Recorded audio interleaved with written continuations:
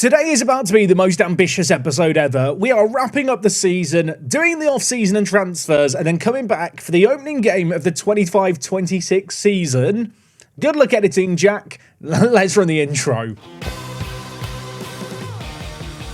Yes, folks, how is it going? And a warm welcome back to Alborex Niigata Singapore FC, a name that just rolls off the tongue. Now, since last episode, I played the 4 final league games of the year, and you join us now with the Singaporean season concluded. The highlight of those remaining games was this one here, 8-5 against Hougang United. A wild match. Now, of course, when we took on this job with just a handful of games left of the season, it was all about the League Cup. The league was really not a priority. Sadly, we couldn't climb up to 4th, which did look like it was maybe a possibility, but 5th is not disastrous by any means. And to be honest, when you look at the fixtures on the whole, the league season for them started really well under the old manager. They went through that rough patch. We came in January, and from there is at least a little bit more green. I suppose the good news is that with our end of the year, we actually got given a B- by the board, so they were relatively happy with how things went. But I'll be honest, when I look at how the team lined up for the year just gone, there's going to be some changes in the off-season. Fans Player of the Year went to Daniel Go. Great news about this guy. He has agreed to sign a new contract that kicks in at the end of the season on £1,200 a week. It's a big wage rise, but he is one of the better players in our team. I suppose in some not-so-good news, the man with the highest average rating in the team, Yohei Atake, at 36 years old, is leaving at the end of the season on a freebie. He was 36 and didn't want to renew his contract. And sadly, and I need to apologise to everyone who's upset about this, the Tadanari Lee fan club, your boys decided to retire at the end of the year. To be fair, he is now 39. In some other news, the club's finances have looked very, very ropey, and the board have been putting in a lot of money to kind of balance out the books, which I suppose is good. The other good news is they've set the wage budget for the upcoming year. They've actually increased it by £5,000 to £25,000. With the players who are leaving, we're going to have about £8,000 to spend, so I'm expecting some significant upgrades in the off-season. Of course, all of that comes with a caveat of the fact I'm only allowed to sign 2 players over the age of 23 during the off-season. We can only bring in 2 new older players per year, so we're going to be looking at youth for the most part. And as if we needed any more reminding, of course, we can only sign players who are Singaporean or Japanese, so the pool of players I can realistically sign isn't all that big. So I have started to think about plans for the upcoming season and how I might want to line up, and I've kind of blocked out what I think is a good starting 11 with a few obvious gaps due to the departures. Hassan Sunny, our goalie, is, well, currently running down his contract. He's actually had an offer tabled to him. He could be playing with us till he's 42. Because, of course, we can only sign Japanese and Singaporean players, I think he's just a safe goalie bet, at least for 1 more year. I actually think when it comes to our back 4, we're in a pretty good spot. Ho Wei-Loon looked like a really solid left-back option this year. Played pretty well under our leadership. Mark, the space over at right-back, was good. He is a solid little player in his own right. And in the centre-back positions, Makuni and Kouachi looked solid. Of course, both these players, Japanese youngsters that are contracted to the club through to the end of next year. One little thing to consider, though, is the fact I have a maximum of 6 foreign players over 21 and 3 further foreign players who are younger than that 21 years old range, which does mean when it comes to Japanese players, I can't have a load in my team. In the midfield, we've got 2 Singaporean internationals on the wing. Danny Go, we've already seen, he's the fans player of the year. Amy Retcher at 33 isn't exactly getting any younger, but I think he's a serviceable inside forward for this level. I do have some question marks over Masaya Watanabe here. He is actually using one of our foreign player slots as things stand right now. You can see here he is part Japanese, but to be honest, he's the kind of player who I feel like might be wasting one of those slots. And I look at his valuation and I just think, if a team in Japan wants to bid that, I might let him go. Now, in terms of strikers at the team, Bashir in green is the player who's been our best goal scorer this year. I kind of turned to him when Hoshino wasn't performing and he's looked great. Hoshino, on the other hand, is a Japanese player using one of those foreign player slots, has already said he wants to explore his options at the end of his contract, and there is interest in him from Japan. I'm not going to say it too soon. I think I might be looking to move on Hoshino. And whilst Bashir has been the top goal scorer, I'll be honest, I feel like I need a better, more reliable striker. When we arrived at the club, you might remember, fullback depth was just non-existent. Andrew Orr we signed in the January transfer window. I think he is a serviceable backup. And as for Saravanan, who I'm just referring to as the Caravan, and I'm not entirely sure why, this 15-year-old I would actually really like to give some minutes to. It might be stupid. I think he might be my backup left-back this year. To be honest, looking at this summer, in terms of the pressing needs for the squad, I think the spine of the team in the midfield is where I need to show some TLC. We don't have the best options at centre mid, and our best centre mids play full-back and left attacking mid. Yeah, the depth here is just non-existent. Oh, and by the way, if you're wondering about Lee and Atake and a couple of other players, I've just dumped them in the youth team because I don't want to see them right now, and they're leaving at the end of next month. Now, for today's transfer special, and because I want to start next season as well, we're going to do this as more of a diary format. I'm going to come back every few weeks, talk about what's going on in terms of recruitment, the players we're looking at signing, any signings that have been made, and we will be kicking off the start of the next Singaporean season today, which based on last year, will be starting in August. So yeah, I've got 3 months to go and plan this team. I'm feeling up for the challenge. Now, of course, it does go without saying, the whole point in this save game is to get back to London. And I think every 6 months or so with this save game, I'll give you a little update as to where we are looking on the map. We accumulated 52 miles this year. Yeah, 34 goals and 6 wins. And if you're wondering, this patch of grass is our current stadium, and this is our movement radius for where we could go. So theoretically, I could get any job in Singapore I want. And in fact, if I did want to make a move into Malaysia, I could. Granted, there's quite a lot of Malaysia I couldn't yet move into. I can't stress it enough, winning cup competitions and leagues is going to be essential to progression in this save game. Another thing that's going to be essential is having good transfer windows, which leads me on to a bit of a bombshell. Now, in real life, the Singapore Football League is going through a massive shake-up. They had like an 18-month-long season at one point, and in Football Manager, the base game, the league is basically completely broken and doesn't work, and all the managers leave immediately and don't ever get replaced. And as funny as that is, it wouldn't make for a great video, so I'm having to use a custom database for this series. I've made a bombshell discovery. The database only has one transfer window active. It's between January and January 31st. So the only time the transfer window is open is in January mid-season. Now, I'll be honest, I don't know if this is how it is in Singapore in real life. I would like to assume it isn't, but what it does mean is I can only bring in free transfers this summer. You know what? Scratch that. Free transfers can't join until the 1st of January either. Jin Okamura, really happy with this signing. He looks quality. I suppose if I want to find a silver lining, I've just gone through my entire squad, promoted some youngsters. I can actually field a team next year. So even if I can't sign anyone, which I think is how it's going to be, we'll be okay for a little while. It does, however, make me question, should I be looking for a move over to Malaysia, to Johor, sooner rather than later? Also, what football teams play in Johor? Other than the big team, Johor Darul Turks, I know of them. Are there other teams there? Answers on a postcard if you know. I mean, I'm going to have to cancel this offer for Jin, because if he's joining me in January, he could be way worse by then, and there potentially is better players I could just sign. Has also dawned on me, there was a youngster who I agreed to sign back in March thinking I was planning for the future. He doesn't join until January either. You know what? This is the disadvantage of doing a save game using loads of custom databases. I've checked other nations. They're all okay. It's just our starting point where this is going to be a problem. I mean, I can't sign anyone. I could sell players abroad if I want to, but that feels ill-advised. Should I just join you in a month's time for the start of next season? I mean, look, the Premier League starts on the 9th of August. We play on the 14th a little bit later because there's 9 teams and we're just the one team that got ostracised from the first game week. I mean, look, all the other teams are going to be in the same boat as me. It's going to be the most mental mid-season transfer window ever. I'll see you for our first game, I guess. I'll tell you what, it's been a long old time since we've done an away day, but I'm excited to have these back. Probably worth acknowledging, there are various points in the world where there isn't Google Street View. I don't know what we do for away days then. We'll worry about that another time. We are heading to the Bishan Stadium where, well, various teams in Singapore play. In fact, I believe in Singapore there's only 3 or 4 stadiums for the entire division. So there's limited away days, but today's away day, I mean, it actually looks like a football stadium of sorts. Now, for people new around here, most important thing that we have to check for is parking. Concerningly, there's not a lot. In fact, yeah, okay, not a lot of parking. On the flip side, though, you can go for a paddle before the football match, you know, get on a away day, paddling, why not? Play some basketball. I really appreciate the fact that someone has decided to label the fact this is a basketball court and this is a tennis court, just in case you didn't know. I assume that Lion City Sailors own this stadium, but it is the stadium that today's opposition play at. Here is the ground in all its glory. It does remind me a little bit of the Japanese away days with kind of the dugout below the stand. Athletics track, not a massive fan of it, but you know what? In terms of footballing establishments, it's got okay grass. When one of the plus points is it has okay grass, does that suggest there's actually not a lot to comment on? Like, I mean, it's a running track in a single stand that doesn't even have matching seats. I don't know what I was expecting from our first away day back, but no parking, a running track, one stand.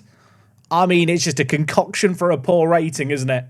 3 out of 10. And I should explain for those of you that are new to the channel and, well, the concept of away days, the ratings are 100% serious 90% of the time. Today's entire episode's been a bit of a train wreck, but I'm enjoying it. This is the fun of this kind of save game where we manage in weird and wonderful leagues. Things go wrong, we bounce back. Speaking of which, today's first game is against Bishan, who, as we've already established, play at the Bishan Stadium. And while we are finally kicking off our season, everyone else played sooner than we did, and if we just have a quick peek at the season preview, despite some pretty notable departures, we are still 4th in the pre-season preview, which is promising, I think. I think the top 3 teams might get Champions League football, or at least some kind of international continental football thing. I have no idea. If you know, please let me know.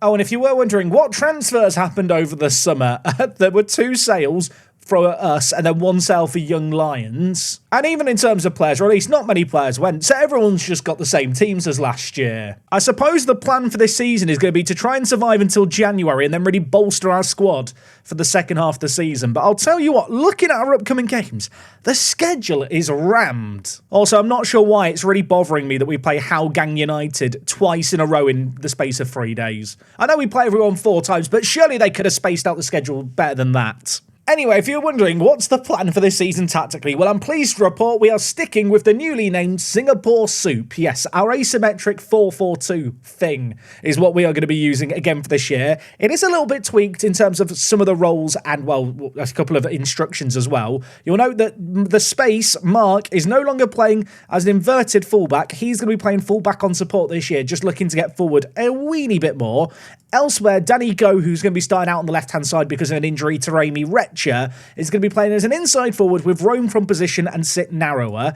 And of course, our main man last year, in Otaki, who was the hub of all creativity, has gone. And all the pressure is now on Gareth Lowe as an advanced playmaker to make stuff happen. He has 4 dribbling. I've specifically told him, please dribble less. So just the 1 injury to start the year, it's for Amy Retcher, the Singaporean international. He's actually out for a few weeks, which is a bit of a shame, especially at the age of 33. Any kind of injury like this could really nuke his physicals. If there is a positive to be found, it is the fact that in the wider areas, we are rather gifted. Danny Go, who was last year's right winger, moves on to the left-hand side, and it opens up an opportunity for Yoshimura here, who, to be honest, is a very good player, to come and play on the right-hand side. Bags of potential, 21 years old. I like the look of this guy a lot. Didn't really get much of a chance last year. If you were wondering about the instructions with this tactic, it's fairly simple, to be honest. Looking for overlaps on the left-hand side of our left wing-back, looking to play more direct, but narrow and compact. I do want to see us try and work the ball into box on occasion, though. In transition, I want us distributing it quickly, but rolling it out. I don't want our goalie to lose the ball, and to be honest, Hassan Sunny